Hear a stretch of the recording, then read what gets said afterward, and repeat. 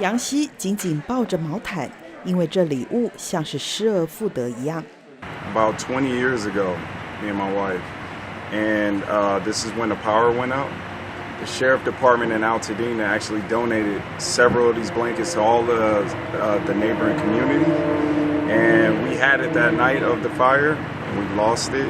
And now, not even knowing that we got invited here today, and we got donated the same blanket, is just such amazing. 洛杉矶野火后，志工天天在慈济爱满地联络处与受灾居民近距离互动关怀，爱的故事天天上演。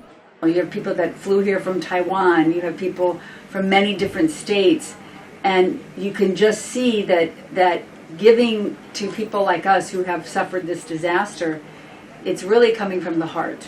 Human beings, when they need it, we can come together. I brought some flowers with me. It's a tiny, small gesture, and I know it's not much, but it was to express the love in my heart and the joy for the volunteers who are here.